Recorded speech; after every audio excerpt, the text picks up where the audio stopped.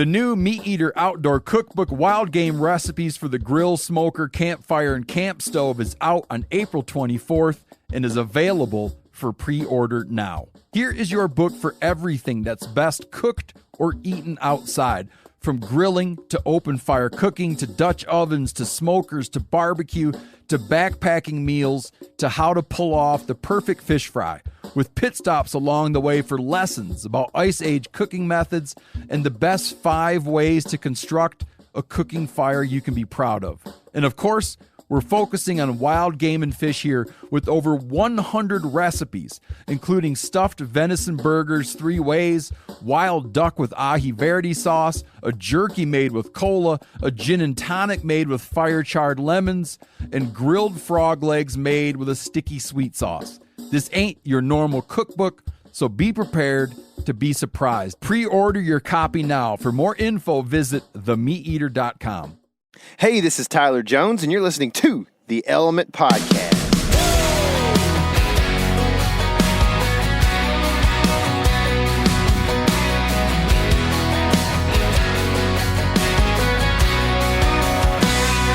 What's happening, all my woods people? Today we're sitting here sweating it out again. It is a pretty brutal day, but it's nothing like yesterday as far as humidity goes, I feel like. Oh, it's so much better. Last night, my guitar, I had a guitar in the case that was sitting in the back of my truck at my house, and when I woke up this morning right at daybreak, dude, it was sweating. That case was sweating harder than I've ever seen anything sweat, I think. It had so much water on it, dude, just from being humid. It's almost like sketchy that your guitar case is sweating that much. Like, was the guitar okay? I mean, I'm sure. Yeah. I haven't looked at it, but Ooh. It's closed up, so it should be good. Yeah, I feel like I put guns in cases that are closed up for like a year, and then I look and they're real rusted. My guitars come out about every week. So. Yeah, that's good. Yeah, no big deal. And the strings really is all that I would worry about rusting, which I can just replace those pretty easily. But true. Yeah, it's been warm here, and you and I have been sweating it out trying to get into elk shape. Oh man, it's funny because I went to elk country and got out of shape while I was there. Yeah, it's kind of a weird deal. Yeah. It's like I helped write. I actually wrote part of an article for a guy recently, and it was one of the questions, was talking about like things you do to mentally and physically get through like rutcation. And I was like, well, really, I just work really hard about 9 months out of the year, and then like for 3 months I just eat duplex cookies. Oh, and, drink Carl's Jr. Carl's Jr.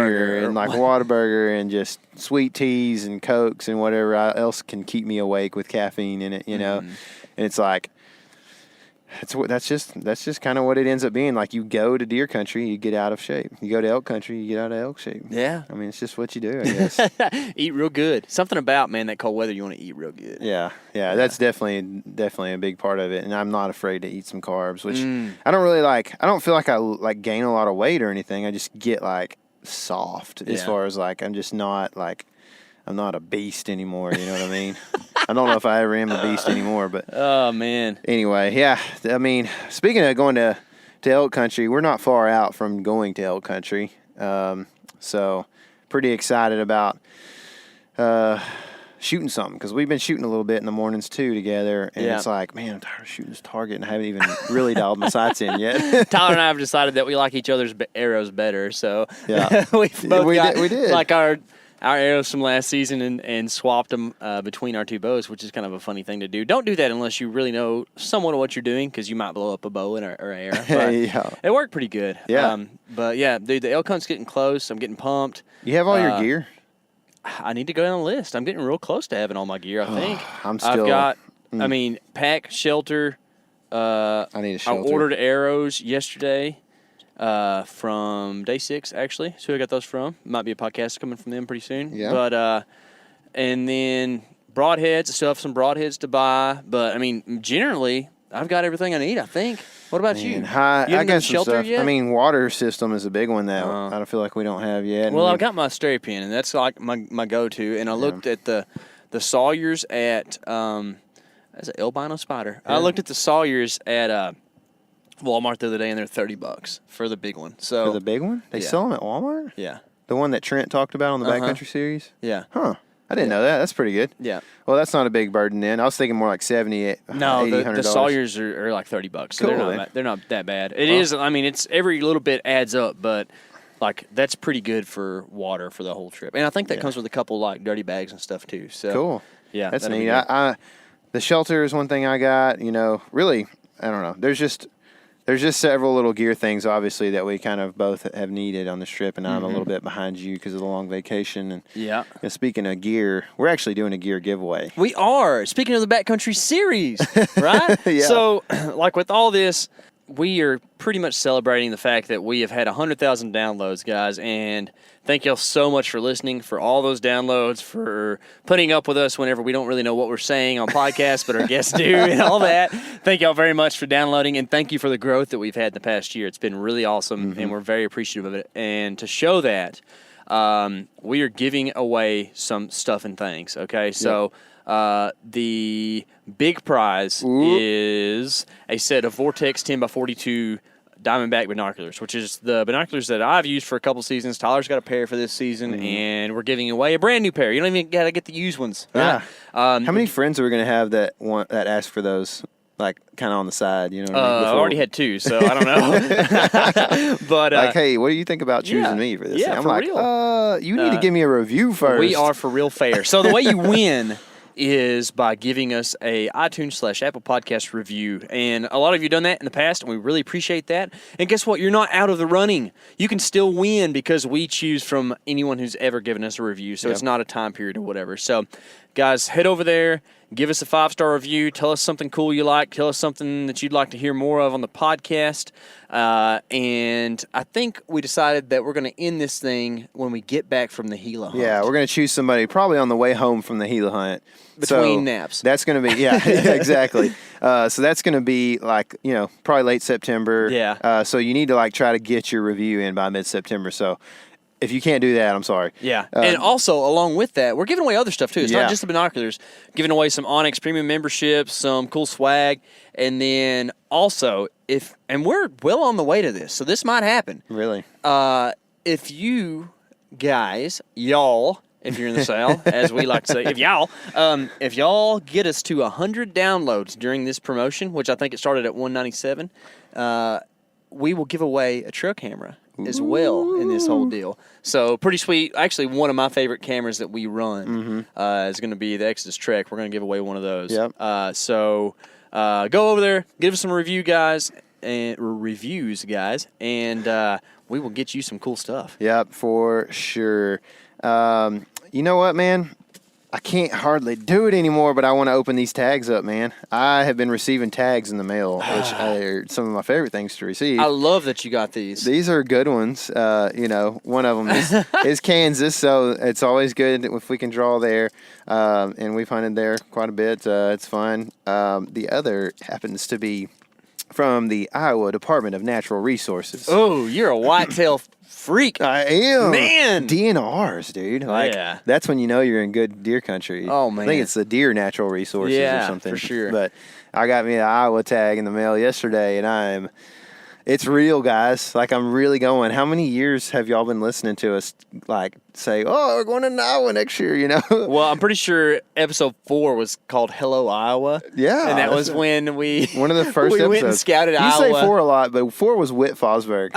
So it was early. It's early, though. It's like 7 or 8. So it's early. I don't know. But anyways, that was like when the podcast started, and we were scouting for your supposed trip that year, and here we are in 2019, finally drawing. I'm glad we did, though. We learned a ton. There was enough there that, like, even 2 years later, I think it's going to be, we're going to have learned stuff. And the cool thing about that, too, is, like, that's the trip we met Zach Farrenball and all them on and made, relationships with those guys. So, we got bros up there. We got bros. And all kinds of stuff. So and they're all tight-lipped now. I don't know what the deal is. Yeah, they're like, there's a lot of deer around. They're like, hey, when you draw, come on up here and just let me know. I'll give you some spots, or whatever.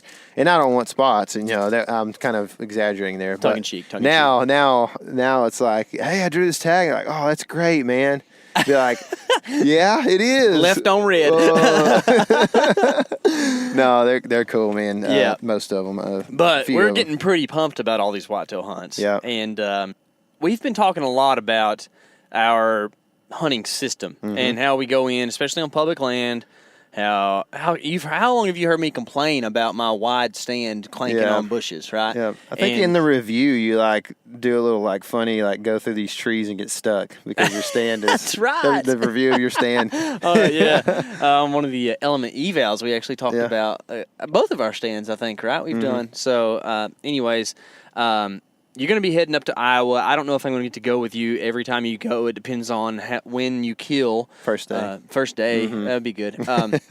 And we got hunts all over the country, and I think being mobile is going to be a super big thing. So actually today we're talking to someone who might have some insight to that. For sure. We've got Drew Walter of Wild Edge, and Drew's just a cool guy that I've kind of met through social media and seen his product, his steps for a long time. You and I have kind of salivated over having something a lot easier to maneuver with and a lot lighter, right? And those seem to be that way. I've never put my hands on them or anything, but we've got Drew to talk about everything that a saddle hunter or that somebody who's a potential saddle hunter might have a question about, hopefully. And we're going to go through. There's going to be some stupid questions that some of you guys that are saddle hunters are like, oh, these guys don't know anything. But I think that it'll be helpful for a lot of people. And not everybody has $500 to invest into a saddle system or something like that. So, it's something that is trendy and is catching on fast. But at the same time, like, there's a lot of people still out there that are just kind of don't have the green card from their wife to let them go ahead and buy that, So, and that's me, actually. So, I mean, but when you buy, a nice pack and all these things we're getting for the elk hunt and this and that, you kind of got to pick your battles. Yeah. We talked about this the other day. We had a guy that was like commented on a video, was like talking about the fact that I was wearing Sitka when I shot Nameless. But I was shooting a bow that was like 12 years old. And I'm like, dude, you just can't, like, you can't have a brand new everything every year. You know what I mean? Like, for sure. I have something that's 12 years old because I've been buying a Sitka system for like the last 4 years, And so, like, yeah, I'm wearing Sitka, but I bought, I either bought or had Christmas presents or whatever given to me over the last 4 or 5 years so that I have that nice stuff, So, and what this bro didn't know is that actually on your lowers you had on the Michelin Man natural gear pants. Yeah. So, I didn't even have Sitka pants at the time. Did you not at all? I thought you had those Equinoxes on. Yeah, I borrowed some Equinox from our buddy Anthony. Yeah. So those weren't even bought by me. So that is. Yeah, I had like these. He calls them the Michelin Man pants. They're like so gigantic. They are. They're gigantic. But it's a nice like outer, and it's in natural gear, which is a good camo in my opinion, especially when you're talking some of the places that we've hunted in the Midwest and. That's just it. Like sometimes, like you need new arrows every couple of years, usually if you're shooting some stuff right. So like, that's $100 and something bucks, plus broadheads and everything else. I mean, you're talking about like, I mean, if you're making good money, then that's one thing. But if you're just a old blue collar guy like you and me and struggling between jobs, I mean, you can only do so much every year. So did you kill that deer? Nameless? Mm-hmm. I did. With that 12-year-old bow? Quickly. Yeah. How about that? Quickly, he died. Okay. Yep, he did. He quickly died, and there was a massive blood trail, and though it didn't pass through, it went through both lungs. So it's pretty crazy how that happened. The goal was accomplished. That's right. A little woodsmanship, and you follow the blood trail, and you're there. You know what I mean? He's dead. So and that's the goal. And so like. Obviously, we're all these ideas that we've just thrown out there come down to this. We're about to interview Drew with Wild Edge so that you have an opportunity to see if you want to spend that money to kind of this year, I guess, spend the money so that your system looks a little bit different this year and ultimately is more effective, hopefully, right? And so you're also making a decision on whether like this gear is going to help you and make its value, I guess. So. I guess with that said, let's go ahead and get Drew on the podcast and chat it up with him. Sounds good. All right, so now on the podcast, we've got Drew Walter of Wild Edge, Inc. What's happening, Drew? Just living the dream, boys. How you doing? Man. Trying to do the same. Yeah, we are. We've been sweating it out this morning already, man. I know we kind of talked about this off air, but the humidity has been ridiculous, and we've been working out in the mornings, which is technically better than an evening workout around here in Texas in the this time of year. But we've been getting ready for elk, which I think you're kind of doing the same, huh? Yeah, I'd say I'm a little behind on the getting ready part, but planning on going. Well, I've seen you on social and stuff. You look like a pretty fit guy. Like, you probably don't have trouble getting up and down the mountains too much, do you? Yeah, I think I'll be all right. Yeah. I used to be big into bodybuilding and lifting weights, but started a business and that kind of drifted away from. I did the same thing, man. For a long time, I kind of did the amateur bodybuilding thing and thought I was going to do it, and then you meet somebody and marry her, and then that kind of goes away. Yep. Kids, family, business. Yep. Yeah, for sure. Nowadays they've got those. I was in Colorado this summer, and in the convenience stores they've got these little miniature oxygen packs that you can buy. Really? And just carry the mountain with you. I'm like, I don't care how fit I am. One of those might be nice, for a pack out or something. You can just hit that thing and roll. Dang, that's That'd be cool. One of my buddies that went out west, he said the same exact thing. He brought a couple of them. He actually went to the doctor and got a prescription for one. Oh, really? And he said it was a lifesaver. He said when he was bent over trying to catch his breath, he'd just take a hit of that, and he said you'd wake right up. Like, how long does that last you? How many hits can you take off of that thing? I don't know. Like, is it like I'll just keep throwing hay bales, and I figure I won't need the oxygen. Yeah. I was actually talking about this with my wife the other night, because KC talks about elevation and everything, and how like we're from 400 feet elevation, so those flatlanders, like when we go into Colorado, it's a different ball game in the elevation. And I'm like, I was telling her, I was like, I just have never noticed that, and she goes, I think it's because you have asthma. And I was like, that might be it. Like, I just can't breathe at any elevation, you know what I mean? So It's like, whatever. It put me at I've never been, hunting elk at 12,000 feet or anything, or mule deer, but I think there might be something to it. So anyway, I'm been training as hard as I can to overcome any asthmatic symptoms anyway. So. Well, so have you been doing any like whitetail stuff, or is the business kind of interfering with your scouting and summer trail cameras or whatever? Or is that not something you do? Oh, dude, I'm so far behind. I was just talking to my buddy this morning and saying I got one camera out and I got my food plot planted, and that's about it. I'm way ahead of this, what I am right now, but it's just this year's been insane. Yeah. How big is the property you hunt? I mainly hunt pretty much all public land. I have a couple small pieces of private land that I've hunted my entire life. That's, the biggest piece is 50 acres. Yeah. Is that kind of, a couple little 5-acre pieces, 2-acre pieces. And I found sometimes those little tiny pieces are the best spots. Oh yeah, man. We've kind of noticed that too, man. It's, if the habitat's right and the pressure and everything, man, it can be a pretty awesome little find. And it doesn't seem like when somebody's like, yeah, I'll give you access to 80 or 160 or whatever it might be, like, that seems like a big commitment on their part. But when they're like, oh, yeah, I got 2 acres over here, it's like no big deal if you just stomp around on it. You probably won't kill anything anyway, kind of thing. So, right. But, and usually the bigger the property is, the more competition you have with hunters. And the more stress puts on the deer. And it's just, you find those little pieces that people don't even look at. So I do a lot of access by kayak because, most guys don't have the ambition to launch a kayak, paddle 2 miles to hunt a nasty hellhole.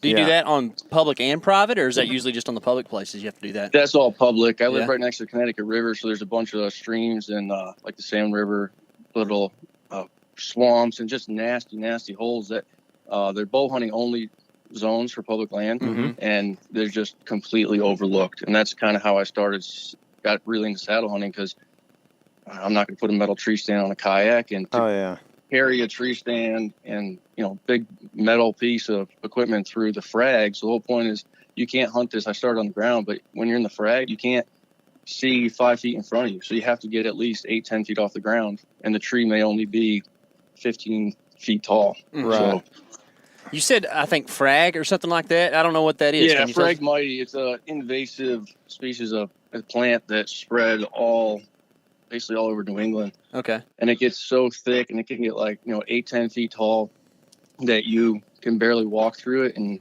you can barely see your hand in front of your face. Yeah. Does it make good deer habitat though? Good cover. Yeah. But most of the time it's flooded or but it's usually on the edges of then what turns into nasty briars and just thick low lying prickers and stuff. So gotcha. It's you can see the trails in the frag on a satellite map. You can see the deer trails. They're so heavy through there. That's cool. So what's that country like up there? You're hunting in Connecticut mostly, right? So is the public and private all kind of the same, or they look different? No, public land up here is you need a written permission slip to hunt on private land from the landowner. Public land, same as anywhere else you can walk on, but there's also, so we have public land that is designated either, rifle and bow, or bow hunting only is some of the best properties. And then we have, our town is a very rural town, so we have a ton of open space and nature conservancy, which the town buys up all these properties so it can't be developed to keep it rural. Like we have one gas station and one tiny little market, and that's it. So what the town buys up these pieces of land, and then they allow residents to walk in on April 2nd and pick which property they want to hunt. And there's only a certain amount of people allowed to hunt that property. So it's public land. You have dog walkers and bikers and all kinds of people on the property, but it's owned by the town. Yeah. Gotcha. So I do a lot of hunting that way, and any public land I can get my hands on. So, like from a habitat standpoint, I mean, what's the difference? I guess that private's developed into like agricultural producing or like cattle country or whatever. Yeah, it's so we have, there's a lot of small farms around here, so cattle farms, but we don't have, the only ag we have around here is hay fields. Yeah. So the hardest part is like there's really no such thing around here as glassing for deer. Yeah. I mean, Same Northwestern here, man. Connecticut, there's like, there's some cornfields and stuff, but around here where I'm at and mainly hunting, if you can see 100 yards, that's a miracle. Mm-hmm. So, there's no glassing from a vehicle or any of that. So it's a lot of hardwoods, big oak ridges, pines, and just thick, nasty swamps. And we're right on the Connecticut River. So basically my backyard just goes for a quarter mile and then drops straight down to the river. It's cool. So it's, a lot of river bottom lands. And we have a variety of everything, but not much ag around here at all. Dude, that sounds so similar to what we kind of deal with here. We're a lot of Bermuda for hay production and cattle. And we used to be a lot bigger dairy country than we are now, but with the way that the dairy market is going, it's a lot of big dairies now more than it is small. So it's all turned into like tons of hay production, which, deer can nose around and find something sometimes in it, but there's no glassing in the, there's no velvet scouting or whatever that you hear about, it's, and same thing like creek bottoms and just nasty thick. We got lots of cedars and oaks and hickories and hardwood type stuff. So it's very interesting and exciting that we get to talk to you about this, because we don't get to relate to a lot of people sometimes that are pretty hardcore. Most of the time when people they say thick and they think thick is like, you gotta kind of push through it and it's just not wide open. And when I say thick, it's like the prickers and briars just stop you. Yeah. Like you cannot move. Yeah, I know about what that feels like. It's not fun. Yeah. And the other day we were actually sitting at a trail camera on public, and I headed off down this thing that I thought was a deer trail, and it just fizzled out, and then pushed through for probably 5 yards, and then I turned around and looked at Tyler and said, you know what? It just ain't worth it. Let's just we just turned around and found something else, right? It's just too thick to even go through. And we found that the deer do use that stuff, but there are even places where they don't even like to go to. But whenever you talk about a swamp, I feel like that's a regional term that we all use, but it might mean something somewhere else. When you think about swamp, are you talking about a place that actually has water in it, or is that like a creek bottom or something? Yeah, when I say swamp, so it has water in it. It's just a nasty, nasty hole of, swampy water that can be up to your ankle, and then all of a sudden you step the wrong direction, you go up to your chest in water. Ew. So it's just nasty, nasty. You're jumping around on the clumps of trees and just to try to get through it. And that's like another reason why it's so hard to find sheds. It's like, they could just be anywhere. Basically, the only shed you find around here is the ones you step on. Swamp. There's like swamps. Like I always say, that's like when I see a piece of property and it's all hardwoods and then there's a swamp. That's the first thing I key in on. But then you got to talk about like swamps that are down by the river bottom swamps that are just a whole different world. Yeah. Have you grown up hunting this kind of country in this area, or is this something? Yeah. Okay. Yep. Yeah. And so like, traditionally, like in a cultural sense, did you guys, how did you guys hunt? Did y'all do party hunting with shotguns? I know a lot of people in like thicker country will do that kind of thing, or dogs, or is it mostly just tree stand hunting, or what? I was different growing up. My dad was he was a serious bow hunter. He didn't kill a deer with a rifle until like 2 years ago. He is always a strictly bow hunter, and he was a traditional, set the tree stand up, sit and wait. But I have a problem sitting still, so I've killed more deer on the ground than I have out of a tree, just still hunting. So Really? I was always, the traditional set up a tree stand. I'd sit in it, and then, I'd just get antsy, or I'd see a deer, and I'd get down, take my boots off, and literally stalk him with my socks, and then I'd go back and move the tree stand if I was unsuccessful to a new spot. So I was always moving. So and then obviously every gun season we had the big parties we did deer drives, and so bow season was always super, super serious for me. And then gun season comes around, and that's the time to just screw off with your buddies and just do a big deer drive and get as many deer in the freezer as you can. Yeah. Do y'all hunt antler a lot, and then gun season's kind of when you transition over into getting meat? Yeah. So I guess it's all evolved. When I was younger, I killed every single thing that ever walked by. Yeah. Because that's fun, man. That's a lot of fun. You can kill unlimited does here. Wow. Oh man. And then for every 3 does you kill, you can get another earn a buck tag. That's cool. So you can. I would kill 15, 20 deer a year when I was younger, but then that got into other obligations, not having time to butcher deer. So we do all our butchering ourselves. So early season, I'll usually whack a couple does, get them in the freezer, give them to landowners and family and everything. And it's usually, but like last couple of years with the business, I've been so busy. My family finally gets like October, like, Drew, can you please kill some deer? I got you. So like still hunting, that's that's with a bow you're talking about, correct? Yep. And bow so you're just gun. like with a rifle, there's no way I can sit in a tree. I get so antsy. Yeah. But with a bow, especially recurve and compound. Explain kind of like high level what that looks like, what that process looks like with a bow. So my favorite time in the whole entire season to hunt is when it's raining. So anytime it's raining, all my buddies around here know I'm hunting while they're at home. Because obviously for the obvious reasons, it's quiet.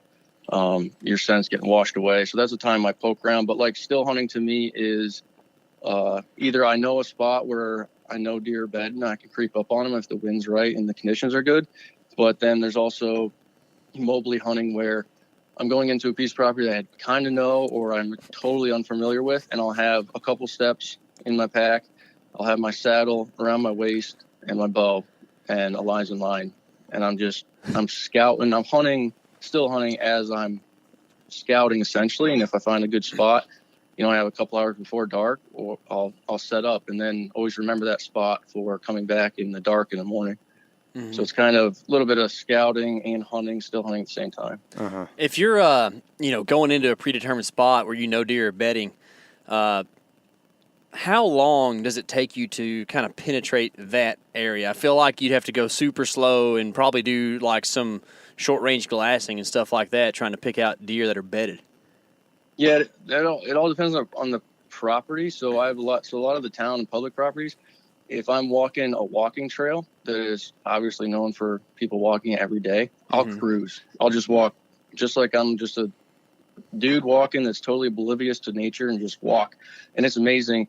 So in the dark, when I'm doing that, I'll be walking down a walking trail, and then, I'll use a lot of guys walk in the dark, but I'll use a super high lumen flashlight, and when I'll scan for eyes, and when I see eyes, I'll just hold that light right on that deer's eyes and just blow them up and walk right by them. Sometimes you walk right by them at 20 yards, you keep it on them as you walk by and you keep going. They have no idea what happened.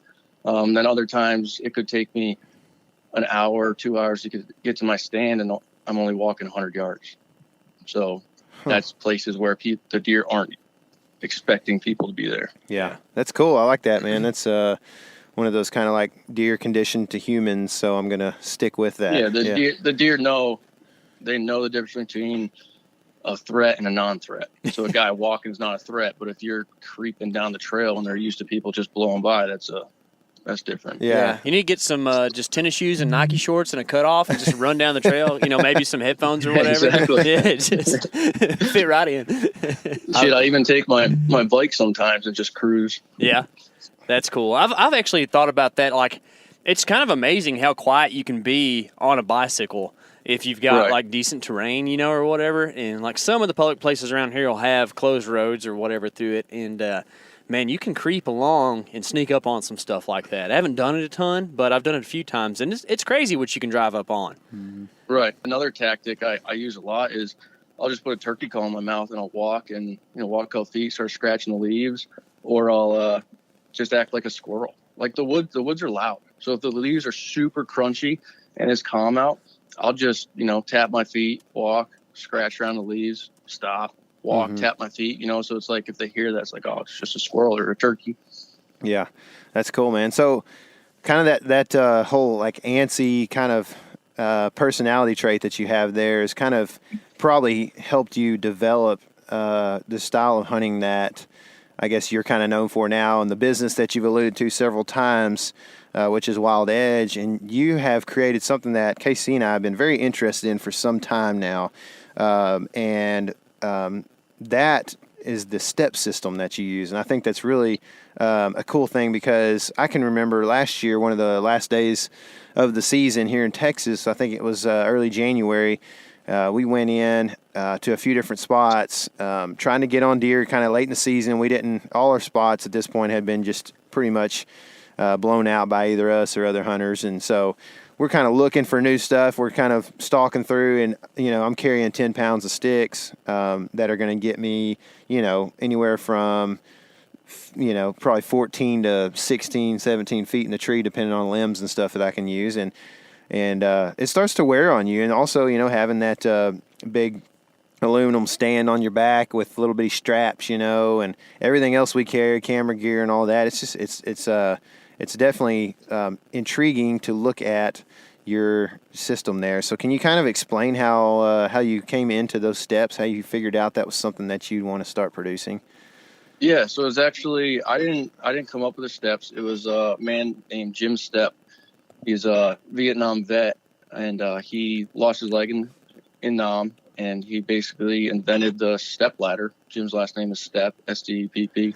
He invented the step ladder. He was a machinist, fabricator, welder, just so he could climb a tree, but instead of using alternate steps, he could put both feet on a single step, put the next step up, bring his good leg up, and stand again, both feet on one step. He made it super compact, and the design of step has not changed since he invented it. And I grew up hunting with him since I was like 14. And we still hunt together to the day. And when I got done traveling for work, I was getting a little sick of traveling all over and got out of the Army. And then he basically said, take the business and run. It's cool, man. So that's how Wild Edge started. And then that evolved into saddle hunting, and our saddle and all our other products were basically founded on just the fundamentals of making everything simple. Mm-hmm. So simplicity of, I'm not pulling, sticks up the tree with ropes, and I'm not, I always wanted everything to be super simple, and I found a way to always do things easier. So if I come to a project, I'm like, I can think, I know how to do it. Well, what's the easier way to do it? What's a smarter way? So that's kind of how everything evolved, all our products. Yeah. Just focusing on the hunt and not trying to make climbing a tree complicated. Yeah. Yeah, that's kind of a neat way of looking at it, because, man, we do make it so complicated sometimes with the big sticks and heavy tree stands and stuff. Did the steps come along before the saddles, or did they kind of come along about the same time? Yeah, when I started the business, that's pretty much, 2015 when I started saddle hunting seriously. And that's basically just because, like I said before, when I found these spots along the river that I accessed by kayak, there's no way in hell I'd be able to haul a tree stand in there. And I only had to get, 10, 12 feet off the ground. So I bought an old arborist saddle and started using that. Used that for a couple of years, and then developed a relationship with Arrow Hunter. And now I use all Arrow Hunter saddles. And Arrow Hunter's making our new saddle coming out this fall. Oh, cool. Cool, man. So do you feel like you prefer a saddle in every situation over a tree stand, or are there times when you still like to have the metal tree stand?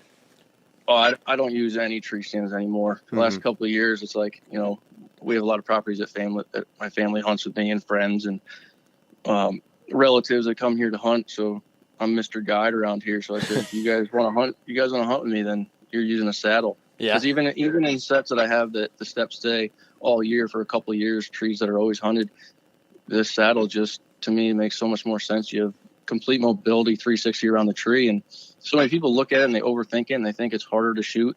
It's easier to shoot out of a saddle and more natural than shooting out of a tree stand, because you're maintaining your T form as you're shooting. You're leaning out against a tree. You're not worried about bending at the waist and all that. And, everyone spends all summer shooting on level ground at a target. Well, you get in a tree stand, it's a whole different world, where saddle hunting just, to me, feels so much more natural. You're controlling all your movement by your feet and your hips, and your upper body and your hands are totally free. You're not worried about stepping off a platform. It's safer because you're attached to the tree the entire way up. And once you get up to the top, you're attaching your tether and then unhooking your lines in line. And it's a safer, more convenient way. And you wear the saddle in, you wear it out. It's not a tree stand that stays in the woods, and it's super quiet.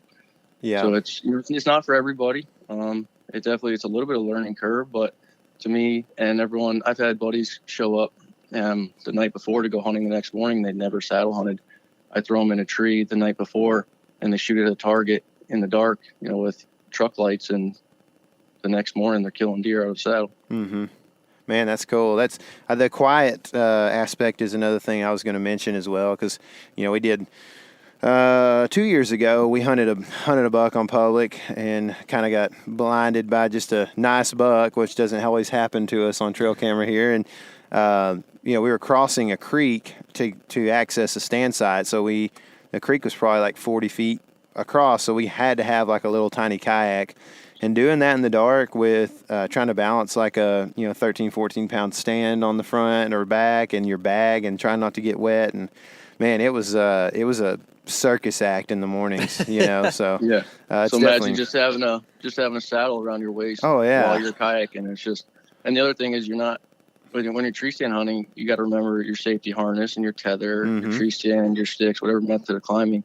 With a saddle, it is your safety harness, it's your tree stand, and it's your lines and belt. So you cannot forget it. Yeah. Or else you're not be going in a tree. Right. So there's none of that. I forgot my safety harness. I'll be all right. Yeah, that's cool. What about so explain the steps, because there's a lot of people that probably are listening that are wondering what we're talking about with the steps. Explain how they look, how they work. So the steps are basically a triangular piece. If we look at it with 2 points of contact at the top down to a pick end, which is a V at the bottom, they all stack together in a bag. So you could have 8 steps that are literally, the size of a 6-pack of beer, and the carry bag that they slip into and stack on top of each other goes right around your shoulder. So as you're climbing, each step has a rope on it. As you're climbing, you pull one step out, both feet are on a step, and then you put the next one up and carry on going up the tree. So they're super simple, wicked strong. So one end of the step has a splice rope on it, polypropylene rope, and you go around the tree and then you tie a simple little hitch. You find your tension, pull the step up and cam it over, kind of like a cam buckle. So you pull that step up against the tree, get it as tight as you can, and then, you can feel where it's going to cam over, go over center and lock in, and then it's just sucked into the tree. Cool. So we've hung 4-wheelers by steps. There's pictures online of me standing on a 4-wheeler held by one step off the ground. Wow. I picked up the front end of my mini excavator, the whole front end 3 feet off the ground with one step. So they're super strong, super lightweight, compact. Each step weighs just under a pound. Wow. So you're getting how many feet for 8 steps? I always tell people it all depends on the climber, obviously. Yeah, sure. I'm a monkey, so I could take 8 steps and get 20 feet, no problem, all day. But that's kind of me, but it's probably not the safest thing to do. Yeah, I say, figure 2.5 feet apart is a comfortable step. Yeah. So 16, 18 feet was super comfortable climb, and you're only carrying 8 pounds, and it's a tiny little bag. Yeah. Is that like an ideal height in a lot of situations for you, as far as just bow hunting? Like, do you like to be 20 feet, or would you rather be lower? Yeah, so a lot of guys, it seems these days, are so caught up on getting 25, 30 feet. I have a couple of stands that stay all season that are nosebleed stands, but 99% of my stands, especially when I'm mobile hunting, I'm 12 feet, 15 feet off the ground. 15 feet would be high for me because I do a lot of traditional bow hunting, so I don't want to be too high, and I've never really found the need, because saddle hunting, you're not just standing on the tree. You can hide behind the tree. So you can hide behind the tree with deer coming, and there's really no need for me to get super, super high. Yeah. Yeah. I got you. So let's talk about the kind of tree that you can use that step on. I got two different kind of ideas, but how small of a tree will the step actually work on? Really anything over 8-10 inches. Okay. They can work on super small trees. So like when I hang trail cameras, I'll put them on trees the size of my leg. Yeah. And I'll get them 10-12 feet off the ground, put the camera against the step, which creates a perfect angle, and then so the camera will be 10-12 feet up in the air, and then I'll carry one step in with me when I go check the camera so I can get at the camera. Mm-hmm. So I've gotten so many more pictures of mature deer never looking at the camera. So just walking right under it. And obviously other people can't see it too. But in other trees, I mean, we sell 8-foot ropes. You can get around a monster tree. Like you can't even fit your arms around. The 6-foot ropes are for any tree you can basically wrap your arms around. But we'll make any custom rope that a customer needs. Yeah. And, like every tree is different. You can essentially climb any tree. I've climbed metal telephone poles with the steps. But, like a pine with wicked thick bark, you're going to want to get that thing super tight and cam it, suck into the bark. Yeah. But like when I'm mobile hunting and I'm going to go up the tree and then in a couple hours I'm coming right back down, I'm not worried about getting them super tight. The only step I'm worried about getting super, super tight is my platform. Mm-hmm. So. Yeah, I was wondering about that because we have, we hunt in the Midwest a good bit too. And last year we had some pretty difficult situations with some cottonwoods because A, they're giant, and B, their bark is so rugged that it's soft and big and thick and so jagged that it's really hard to make a step, kind of get in there and grab a bite because it's so varied. Is there a way or a specific scenario where with a tree, like let's just say a cottonwood specifically, like is there a way to make the step work very good on that bark?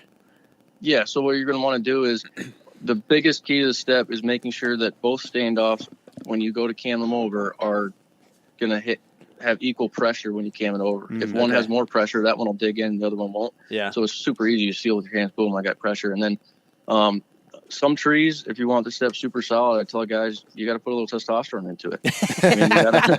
So put that step up above your head or like at your chest and just drop your body into it. And I mean, you can get them super strong. Yeah. I mean, my little sister hunts with me. She puts up her own stand. She gets them strong. There's 60-year-old women that are climbing with these steps. And, Jim Steps, he's up there in his 70s. He's still putting around trees. I mean, I'm not saying you need brute force, but there's like that technique of finding the right tension and camming it over. So the steps aren't something you just take out of the box and just run into the woods and you're just blasting up trees. You definitely need to practice a little bit. Mm-hmm. Yeah. You talked about the top step. Is that just another one of the steps, or I think I've seen a product that y'all have that's kind of like the top piece or something like that, right? Yeah. So we have the perch, which is a platform, basically a bigger step that attaches aluminum. It's under a pound. It attaches right to a step. So if you wanted a bigger platform for saddle hunting, so in saddle hunting, the term is either have a ring of steps or a platform. So there's a lot of guys that want basically a bigger platform that's just like the base of a tree stand, but obviously half the size to stand on. Where guys like me, I'm more of a ring step guy, so I'll put a step on each side of the tree and use my step as like a stirrup because I don't want to just stand on a platform. Put my heels in the step, or like when I have to take the hard shot, like as a righty shooting to the right, I can pivot my hips and stick my toe into the step, just like a stirrup as well, and I can move around. So to me, it's just easier, but that's all personal preference. So yeah, the perch just adds a little bit more room that you can stand on. How big are the steps? Because you're talking to a guy here that wears a size 14, and so like when you put 1,000 gram thin slit boot on, it looks hideous. I mean, it's like I'm a clown up there. You know what I mean? Yeah. So the thing is, when you're climbing, both your feet are. So as you're climbing, standing on one step, you're just basically standing on the step with your feet kind of out at a 45, standing on your heels. Mm-hmm. But I mean, the step is 7 inches wide. Mm-hmm. So if you're putting the steps up just in a straight ladder, you're just putting like the front of just like the ball of your foot, your toe, like the front of your foot on the step and climbing. Mm-hmm. So it's super comfortable. It's like a lot of guys will stagger the steps, but I put them straight up in a line so that when I'm climbing up, I'm not searching for a step. I'm just blowing right up the tree. I got you. So, do you have most of your weight in the saddle all the time, or are you swapping back and forth where you're putting quite a bit of weight on your legs and then kind of, vice versa every 30 minutes or so? Pretty much picture sitting in a hammock. Yeah. And then just having your feet dangle, and you're just like pushing yourself around with your feet. Your feet your feet should not have much pressure on them at all. So all your weight is cradled right there. So that's the point of a well-built saddle, to hold all its weight there. And then the whole point of the bridge length. So you can create your comfort. They call them leaners and sitters. So the guys that are leaners are just basically standing on platform and kind of leaning back at like a 45, where me, I'm a sitter. So I'll max out and I'll lean way off the tree. So I'll basically just be, I'm 3-4 feet away from the tree, and just my feet are just there to direct my body. There's literally no weight on my feet. So, okay, so the perch is just for the standard kind of guy, right? It's purchased for anybody. It creates a bigger platform so that you can go all the way around the tree. So you can push against the side of the perch, the back of the perch. It's just a bigger platform. Just a little bit of added comfort is really all it is. I mean, like I said, guys, there's platform guys and there's ring and step guys, whether that be screw and steps, bolts, you name it. I found the best platform in the whole entire world is a big branch. So one step on one side and a big branch, because you have unlimited space to, run your feet up that limb. Yeah. It's along that line, is there like a specific tree you're looking for that's like, man, that is a saddle tree? No, the whole point of saddle hunting and the use of the steps is that any tree will work. Yeah. So I'm finding the spot and going, all right, closest tree is right here. That's the tree I'm going in. I don't care the shape, the size. I don't care what it is. I'm going to get up that tree. So that's the whole advantage. Are you doing anything for like concealment purposes, or like I can just feel like if you're sitting there the way you are, and your body's 3 or 4 feet away from this tree, you look like a really big brown blob that's pretty far away from the tree. Well, the thing is, you look like a limb because your feet are against a tree and you're shooting out from the tree. Instead of like, we posted a picture like of our shadow. So it was a guy, my buddy, sitting in his tree stand, which was just coming straight off the tree at a 90, and then his big blob sitting in it, and then a picture of me in a saddle with a shadow, and all you see, my body just looks like a big limb coming off the tree. Yeah. And the whole point is, obviously the perfect setup if you're going to hunt multiple times on the tree is to have, cover around you up in the branches. But when you're running gun and mobile hunting, it's just whatever tree, but you use that tree to hide. So if the deer are coming at you from the north, you come to the south end of the tree and you hide behind it. And so like when I'm filming, most of the time I'm watching the deer through my camera off the side of the tree, and I can't even see the deer because the tree's between me and them. Yeah. Gotcha. So talk about like shooting and filming and all that. Like how does that work when you're in a saddle setup? It adds a little bit of complication to it. Just when you do weird ninja things around the tree to get a shot, you gotta also remember about the camera. But I always put the camera like down by my hip so that it's right there. And if I had to, I could put my bow over the camera arm and shoot. Mm-hmm. Gotcha. So it's right there. I mean, it doesn't add much complication, but anything filming wise always adds somewhat of complication to it. Do you have the standard like camera arm? It's like, 2 20-inch sections that pivot around, or is it like a smaller condensed version? I've built my own camera arms that attach the tree with a step. So it's aluminum and weighs 1.5 pounds, has 2 pivoting sections and 1 solid section. And I just put it against the tree, put the step on the other side of the tree and use that rope and suck it right to the tree. Matt from Out on a Limb just developed a new camera arm that I'll be using called the Assassin Reach. That is freaking awesome.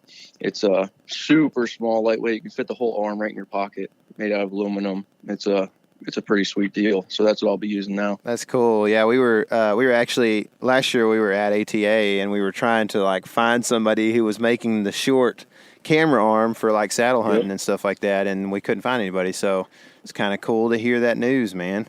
Yeah, it's a game changer what he developed. For sure. So let's talk about the shot from a saddle, okay? Because that's the end we're all trying to get to, right? Is to shoot the deer.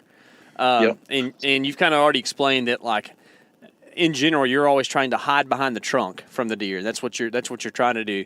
But where are you trying to get your shot? Is it kind of like that standard 45 off your left if you're a right-handed shooter, or what does that shot look like? I wouldn't say I'm always trying to hide behind a tree. I'm just saying, like, that's just an advantage. Okay. So, I'm not saying every time deer come, I'm like hiding behind a tree like a squirrel. No, I'm usually just watching it. But if the deer's being a little jerk, then I take it in a different perspective. I'm like, okay, I gotta be more cautious. Or if I'm only 8-10 feet off the ground, you guarantee I'm hiding behind that tree. Mm-hmm. But to answer your question, it's as a righty shooter, holding your bow in your left hand, the easiest shot is shooting your whole left. So 180 degrees to your left. The hard shot is shooting to the right. So you can either go around the tree to shoot to the right, or you can spin your body around and put your back against the tree. You can bring your bow over your bridge and kind of shoot to the right that way. So anybody can get in a saddle and as a righty shoot to the left. That's a breeze. Yeah. It's the whole point. Like, shooting is natural, but the thing you need to learn is how to contort your body and how to move your body using your hips and your feet to get to those hard shots. Gotcha. Yeah. So that righty shooting to the right, coming over the bridge, like that just sounds like how do you get your hips around? I mean, are you just like you're basically like pushing with your left foot against the tree, and so like your the right's saddle, dangling or whatever? So a saddle has your bridge loops that come off your hips, your left and your right, and then has a bridge, a piece of rope that's connecting those 2 points. And then you have that rope is connected to a carabiner, which is connected to your tether or your sling line going around the tree, which is holding you to the tree. So that bridge, as you turn your hips, that bridge will slide. So slide through that carabiner. So it's super easy to just roll your hips and your saddle stays exactly where it's supposed to. And then your feet are basically just stabilizing your body so you don't lose control and spin around. So it sounds a little complicated, but it's super easy. So, I mean, say you're on the opposite side of a deer or of a tree as a deer's coming down the trail, and the deer comes kind of under you, pretty close range, off to your right, and to where you can't really see the deer to get a shot until he's, say almost at a 90. Are you better off just like kicking around to the left and shooting him after he passes by you, or what do you do in that situation? So if he was on the right side and I was facing the tree, so he was on my hard side, and he's straight down, I would turn. If I'm staring at the tree, I would turn to the left, and I'd turn my entire body and shoot him right there. Yeah. Instead of trying to go over the bridge, because that creates a lot more motion, and it's hard because you have a bow with an arrow at the end with a broadhead. Yeah. Oh, that's a scary thought. So like when I'm hunting with my recurve, that's to bring the recurve around your bridge with an arrow on it. A recurve that's 5 feet long. It's hard. Yeah. So I would most likely go to the left. Yeah, you're spin my body and basically just be like pushing off the tree at a 45. You're like for real ninja at that point in time when you're doing that. I mean, you're like hanging off the tree shooting a deer. That's pretty. You definitely feel like one. That's cool. Well, in that scenario, or in a lot of these scenarios, I'm just thinking about like standing flat-footed here in the driveway like we were an hour ago. Tyler and I were shooting. It's pretty hard to pull up and just have a perfect, level bubble and everything right off the bat. Do you feel like in a saddle that is something you have to pay more attention to, is the cant of your bow and all that? I wouldn't say so. I mean, it comes natural. It comes natural, and the more you practice, it's just like shooting out of a tree stand. You got to practice, right? Yeah. But shooting out of a saddle, you ask anybody that saddle hunts, they say it feels completely natural, more natural than a tree stand, especially those close shots. Yeah. Because you're able to go off the tree like you're standing on level ground. Right. Oh, that's cool. Instead of bending hard and in your form. I wouldn't say I ever look at my level on my bow, but gotcha. So, so same situation here. Like the deer is coming down a trail towards your tree. He's going to end up going off your right. Do you ever follow the deer and kind of like swing around as it's coming past you on the right and kind of try to gain that advantage shooting on the left side of the trunk? You know what I mean? Like, do you have that ability as he's passing? Yeah, so I would, if I had time, I would, play it out. Okay, if he's going to come, looks like he's going to come to the right side of the tree. But right now, I'm not going to swing around and get ready, because if then he goes to the left side of the tree, I'm going to have to move again. So, I'd play it out. If he was just coming in, he was just had no care in the world what was going on, I'd make a quick move and make it happen. But, I mean, sometimes you can play it out and get ready, but really you're not moving a ton. Yeah, so I got you. It's just knowing how to move around the tree with your feet and where to put your bow, really. I feel like that's what saddle hunters would call the squirrel strategy. You know how when you're squirrel hunting, they're always going the other side of the tree? Yeah. It's kind of like what Drew was talking about. Pretty sneaky. Yeah, yeah. Oh, yeah. So, what about dudes who are built like me and maybe a more exaggerated version where you have a ton of upper body weight compared to your lower body? I just feel like it's a disaster waiting to happen because you'd end up upside down. How does that not happen? I don't know, because I'm not a big dude. But, I mean, at trade shows, dude, we've had guys that are 350 plus. I mean, Big Hoss Ethics Archery, he's on the pole in Iowa. He's 367, something like that. And he was jumping around on that pole. I mean, he was moving around like he was hunting. When we were in Alabama a couple weekends ago, I mean, same thing. Big dudes were, they look at it and go, no way. Did you have to look real hard to find big dudes in Alabama? No, there was a lot of big dudes. I feel like there might have been a few walking around in there. Oh, yeah. There was plenty of them. Yeah. Okay, what about two dudes? All right, so Tyler and I hunt as a pair quite often, usually in a cameraman-hunter situation. Are we going to be in the same tree, or are we going to be in different trees next to each other? No, same tree. We do that all the time. Okay. We filming buddies. I mean, when we first started, we had one camera, so obviously one guy would be filming, one guy would be hunting. So we'd have two saddles, or we'd have a tree stand, and I'd be in the saddle. But now it's no tree stand, so it's – and like when my buddies come in from town that I grew up with and I've had a long time, I'd just hop in the tree with them just to hunt with them. And sure. And you'll have two guys, or I'll be in the tree with my sister all the time. We have two guys sometimes we'll have two guys in there, and we'll each have a bow. Yeah. So what's the configuration like? Are you on the same plane, or is there one guy higher than the other, or what? I say it all depends on the spot, but a lot of times, like a bigger tree, we'll be on the same plane. Mm-hmm. If I'm filming, I'll get above them. But I guess it really all depends. But we've done it all, and it's put the cameraman on the right side usually, or is there? Yeah. How does that work? Yeah, I mean, definitely give the shooter his strong side for sure. Yeah. But I'd say most of the time, if I'm just filming, I'm above him. Gotcha. Or if we're just hunting together and we both have our bows, then I'll put my buddy who's less experienced in the saddle on the left side, so he has the good side, and then I'll take the hard side. Yeah. Do you hook into the same tether? No, you each have your own. Okay. All right. So so if you're hunting above him, is it ever weird? Like, do you feel like your butt's in his face, or your feet are all up on his, where he's hanging his gear and stuff? It's just super, super easy to make the hunt fun, because you can start dropping stuff on, you kick your feet and put mark in his face. I mean, clap your boots together and spread some mud over him. Yeah, it just feels like you might be stepping on like his grunt call and stuff like that hanging from the tree. I don't know. I mean, I've had trees where we're both sharing. My left foot and my buddy's right foot, we're sharing the same step. Gotcha. So it's cute. And it all depends on the tree. A smaller tree, the more movement, obviously you're making that tree move. Yeah, so it's not like you're in tree stand where you just spin around a little circle on a platform. When you're hanging off the tree, if it's a small tree, you got to be careful, because, a little adjustment, that tree's freaking moving. Right, yeah. On a still day, that could be I could see that as being an issue for sure, yeah. Yeah. What do you do with your stuff? Like your pack and, just food and stuff, pretty much your pack and all the stuff in it. Like, where are you hanging that? Yeah, so I hang my pack right against a tree. Okay. So I'll hang so my step is always attached to my camera arm, so I have a step right there. So I'll clip my bag right to that. Or if I don't have that convenience, I'll just take my backpack and strap it around the tree with the waist belt and chest belt buckle.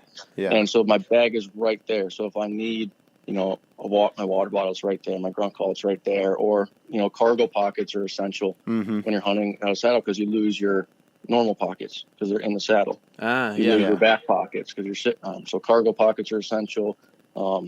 Ankle pockets, you name it. Or I'll wear like a chest pouch. or like even a pocket in your chest is super essential. Something I look for every time I'm wearing a jacket. You could take 20 saddle hunters that have the same equipment and tell them to go climb a tree. They're all going to do it a different way. That's kind of the cool part. There's like, there's no standard. It's you have a climbing system, a saddle, and 1 or 2 ropes, and your backpack and your bow. I mean, and whatever else you bring. So the way I attach my bag can be totally different. Or if I have a tree with a crotch in it, I'll just stuff my bag right in there. I'm always super simple when it comes to that stuff. Yeah. So I'll either do it on the fly, or I'm always trying to figure out what's the simplest way. Do I really need this giant backpack? Do I really need all these extra gadgets? So in general, when you're talking about extra gadgets and just like all the stuff you got to bring, you've probably done a little math on this or you have an idea, but if you just think back to your old tree stand days versus like the setup you have now, what's the weight difference in what you're carrying in? Well, you figure, what's the lightest tree stand? Lightest is like 9, but mine's think 13. Yeah, most of them are light at 12 or 13 so pounds. You take the Garrick, our saddle, it weighs 2 pounds.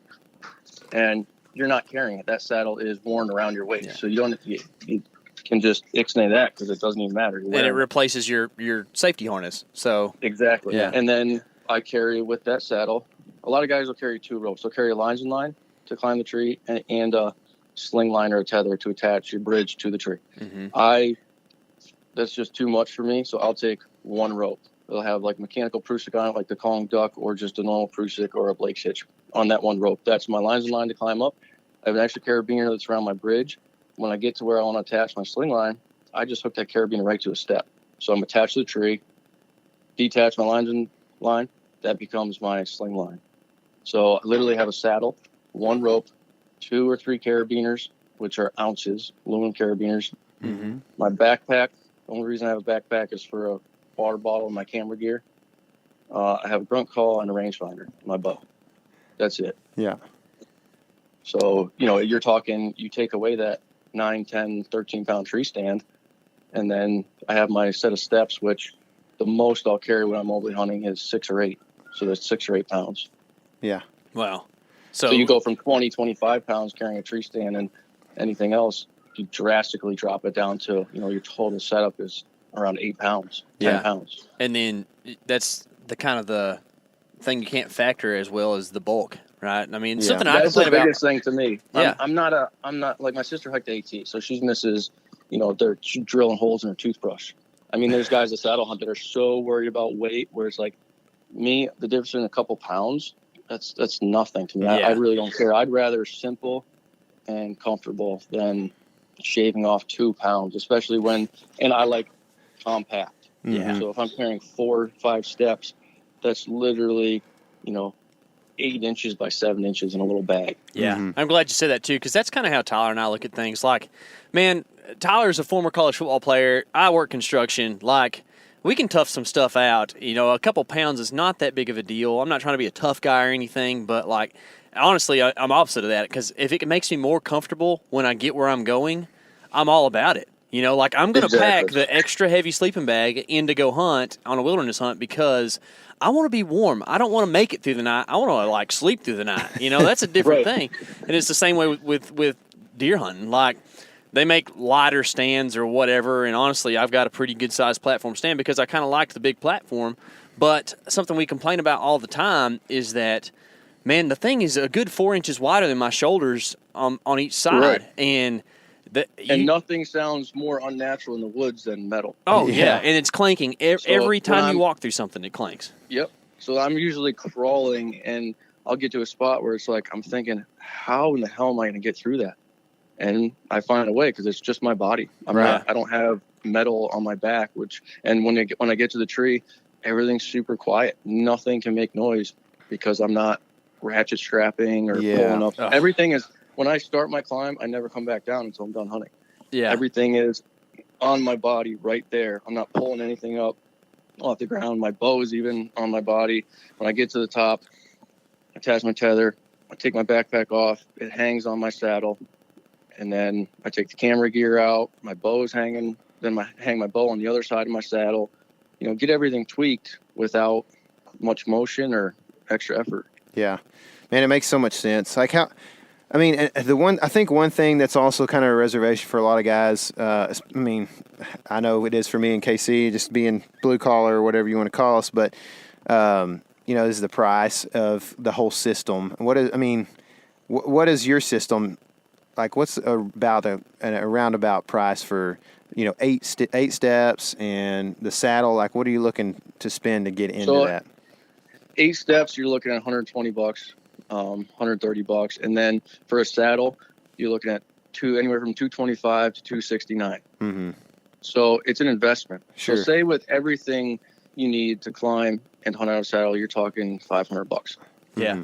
But that $500, if you're mobily hunting, that's all you need, and that saddle is going to last you for the rest of your entire life. It's not, you're not going to wear out a tree stand, and it's all in one. Like I said, safety harness, lines and belt, and your tree stand. Mm-hmm. So it's an investment that is worth it in the long run. Yeah, Mm-hmm. I guess that makes sense. You don't need 30 tree stands. Exactly. That's the thing. When you start totaling in how many tree stands you buy through the years and leave somewhere and forget about, or a tree falls and breaks it or whatever, you don't deal with that. Even if you're buying, $60 tree stands or something, it's going to add up sooner or later.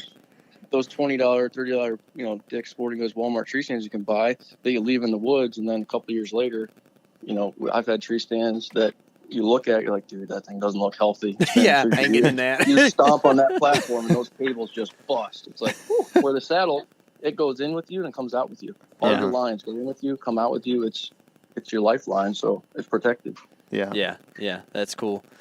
Well, that's cool, man. I think it's something that's definitely worth taking a look at. I mean, I don't know. I feel like if a fella did his research, he could definitely justify it and figure out why it's a good idea. Only person who doesn't really need a saddle would be the one who hunts from the ground. So I mean, and you can wear a saddle while doing that, right? So yeah, if you wanted to. No, I mean, the beauty about today is there's a wealth of information. Mm-hmm. I mean, you go to like our Facebook page, Saddle Up. You go there and you can find anything you'll ever want to know about saddle hunting. YouTube. There's just a wealth of information out there. Anyone that saddle hunts is more than happy to help out a newcomer. Yeah. And that's a big point, man. And Tyler and I have been talking about this the last couple of weeks. Like, we live in such a cool age where every bit of information, mostly, that you would want to know about something is at your fingertips, right? Yep. And you can figure out new ways to do things. Like, I didn't know saddles existed before the internet. I didn't even know it was a thing. Mm-hmm. Nobody on TV hunts in them because, I don't know, they just like to sit in their tree stands and get sponsored by folks. But, it's such a cool thing that, that these things exist, and there's people in Connecticut that are doing it. It's like, hey, actually, where they hunt's a lot like where we hunt. Maybe we should try that out, And it's just something, and it kind of goes along with the direct-to-consumer market thing, too. Like, we have such a cool opportunity to not have to deal with, corporations trying to say the thing is the best thing to do when we can really just go out and purchase a product on our own and decide if we like it or not. It's kind of cool how you can make all that, and then it's also kind of the American dream on your part where you've developed a product that's going to work and people want it. So it allows you to do what you love to do. It's cool, man. Yeah, no, it's a wealth of information out there, and it's instant information too. Yeah. Which is the cool part. I don't know how the deer survive. We ought to be killing them all the time. It's the lack of woodsmanship that most people don't understand. Yeah, and when you say that, I automatically flash back to not knowing anything except for the Prusik knot. You started listing off other knots. I was like, oh, I don't know what those are. I'm going to have to look those up. So need to improve my woodsmanship. My biggest thing is I always tell people, don't overcomplicate it. Yeah. You may look at something like saddle hunting and go, what in the world? Don't overthink it. It's like tying your shoes. Yeah. Well, that's good. Good advice, man. Good. I think that's a good way to probably wrap this thing up. Drew, we appreciate all this knowledge, man, and what you're trying to do for the deer hunting community. And I guess the last thing I'd do is give you the opportunity just to send some of the listeners to see what's going on with Wild Edge, man. Yeah. No, I appreciate you guys having me on. And, anyone can find us, wildedgeinc.com, our Facebook page, Wild Edge Inc., Instagram, YouTube. And if you're interested in saddle hunting, just check out the Facebook page, Saddle Up. Cool, man. Well, reach out to us on Instagram, Facebook. We'd love to answer any questions, For sure, man. I'll link to all that in the show notes. So if you're listening, go check it out. Drew, we appreciate it, man. Good luck this year. I hope you get to put in some preseason work and can take a little break from business at some point this year. Well, thanks for having me on, guys. Appreciate it. Yes, sir. Well, I know I had a bunch of like just stupid questions probably, but Drew was game for it all, man. He gave some good answers, and I like guys that are like practical and make their comment. And I mean, he's just like a natural on the podcast. You know what I mean? For Like, sure. we'll have to have him back on to talk other things like just like northeastern hunting and that kind of thing a little more. So Yeah, for sure. And he's a cool dude, and he's kind of like us. Comes by it honest and worked hard his whole life, and is a veteran, and appreciate that. And For just sure. the fact that he kind of seems like he's a dreamer, but he's a guy who like takes hold of what he's after. You know what I Yeah. mean? Like he wanted to do this thing with Wild Edge, and he's doing it. It's pretty awesome. Yeah. I think that after talking to him, I'm going to go check out their social a little bit and look at really how the system works. Because I've never like really, me, I like to fiddle with stuff. I've never put my hands on a saddle very much. I talked to a guy at ATA who had one on. I didn't really want to like put my hands on it, So I would like to put my hands on one and see Sir, about let me it. check out your diaper real quick. But I think they're neat, man. I think it would be practical for what we do. I think they're cool. Yeah, for sure. I mean, it's something you and I have looked at for several years, and and like I said at the beginning of this podcast, it's one of those things like you're building a system, and it's always going to change, here and there. But some years you got to have the 12-year-old bow, some years you got to have the 12-year-old stand, and so like hopefully this year maybe we can up our stand game a little bit. Yeah, that would be cool too, because a lot of times you and I are talking about, especially with this Iowa hunt, like not really being there a whole lot to like have spots picked out, and maybe not even understanding really how deer use the landscape up there. 100%. I mean, deer are deer, but they're going to do different stuff in different places. It would be cool to have everything you need with you, comfortably walking around with a bow in your hand, and suddenly saying, you know what, this is where I need to. It's raging in here. Yeah. I haven't seen a human footprint in a half mile. Like this is where I need to be. Yeah, and you don't like, how the big mile back, that's the public land thing. Yeah. Big deal. Mile, I'll go 3 miles. Right. if you've got 8 pounds worth of stuff with you, Yeah. like big deal. That's the thing. And we actually did a ton of map scouting yesterday. Yeah. It was one of those days where it was, 9,000 degrees and 9,000% humidity. And we were like, you know what? I think today let's just map scout. And so we did. And we plugged it in on the TV, an HDMI cable, and went to town looking at all our dots and making some new ones. And we talked about a spot yesterday that was like about a mile and a half back in Iowa there, and I was like, man, that's a haul back in there, in all honesty, and not that I'm not willing to do it, but it's like, well, you could kill a 140, relatively easy in Iowa. You know what I mean? Like from a half Where mile it from the is. truck. Yeah. You know what I mean? Yeah, where it is a half mile from the truck, because there's a lot of deer and there's a lot of great habitat within, range of a truck.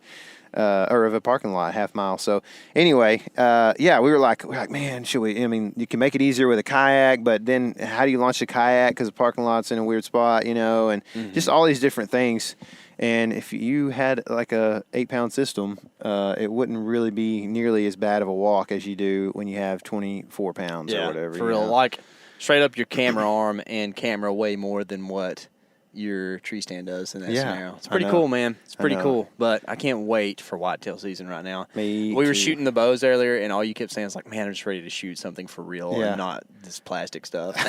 Dude, I just get this like vision every once in a while where I can like almost just feel it like I'm there, It's like early November and there's a deer that I'm shooting at instead of a target. It's in because you watched The July. Lion King last night, and y'all were thinking, can you feel the hunt tonight? I think that's it, man. Plus, those animals look really, really extremely real these days. Every time I see an animal, a 4-legged creature, I like find the crease. Like, that's where I put it. Yeah? Almost Did you do every that time. on that black squirrel we just saw? I did. I said, I'm going to put the beat of the shotgun on your head and blow you out of the tree. Dude. No, but, like, it's kind of bad. Like, even the family dogs and stuff, I'm like, right there, Yeah, that's kind of I weird. don't actually want to kill them, but I'm thinking about, like, but a dog's a good thing because, especially, like, that big lab my in-laws have, he's the size of a deer. Yeah. Like, he's 130 pounds. He's big. Yeah. And it's like, okay, that's about the right size, and you just kind of find the spot, whatever angle that, and you're like, I couldn't make that shot right That's there. funny. He's about the same size as a deer around, a buck Here. around here Yeah. or whatever.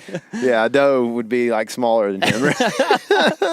Yeah. It's crazy. Well, Cool, man. I guess last thing I would kind of say here is, we did put out an Element Eval video in case you haven't seen it. It's of a trail camera, really nice trail camera. If you're looking for like a nice trail camera, we did the best camera that we've ever used. We did a review over it, which is the Exodus Lift 2. And so go check that out if you're like looking to up your game and you don't want to buy like a bunch of $60 cameras that hardly work. This camera is awesome. So it's something that like if you have private property or whatever, like it's a great opportunity for you to really kind of monitor your herd really well, I feel like, and have tons of options. So check that out, as well as I'm going to keep trying to put together some videos of the trip that I was on here over the next couple weeks, and then we'll have a PLC that at the time that this is released, you guys will be able to view that new PLC. It's not crazy cool, but there was a really cool like coyote encounter we had at like 3 yards or whatever. So there was a couple of cool things going on, and just like us generally talking about our strategies and thoughts, and also as we're kind of like scouting a new property and hanging trail cameras here in Texas. So anyway, just some interesting things that might be going on there. And then also don't forget the gear review, or the podcast review, where we're doing gear giveaway for a thank you for all of you. So appreciate the 100,000 downloads, guys. Give us a review, and you'll be in the running for all the gear we're giving away. So just don't forget that. I know you remember it from the beginning of the podcast. Anyway, Casey, anything else, man? Dude, I just hope everyone's trail cameras are lighting up with big velvety bucks. And I hope those bucks actually stick around for the season, because a lot of times they don't. So anyways, it's a lot of fun to get the pictures, but don't get your hopes too high, except get your hopes real high, because this season's going to be awesome. That's it, man. I mean, and honestly, like somebody's getting trail camera pictures of bucks right now that are going to be the ones you shoot in November. How about you know that? What I mean? Like, that's right. Somebody's taking a picture of it somewhere. That's right? exciting. That's the best part about, like we talked about, that's the best part about hunting, is like the mystique of like having something come in that you've never seen, and it's like November 7th, or whatever. Yeah. So anyway, hope you guys are having a great summer, and we appreciate all the support we've had with the Backcountry series and just this one and all the growth that we've seen. Thank you guys for spreading the word, and remember, this is your element. Living it.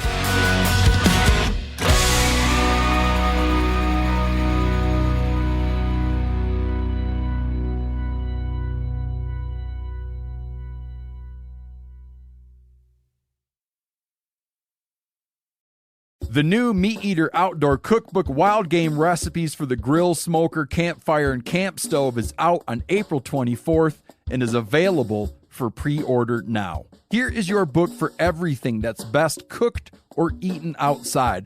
From grilling to open fire cooking to Dutch ovens to smokers to barbecue to backpacking meals to how to pull off the perfect fish fry, with pit stops along the way for lessons about Ice Age cooking methods and the best 5 ways to construct a cooking fire you can be proud of.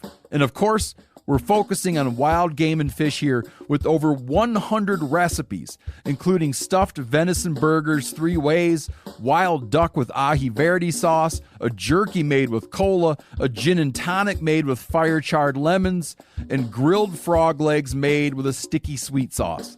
This ain't your normal cookbook, so be prepared to be surprised. Pre-order your copy now. For more info, visit themeateater.com.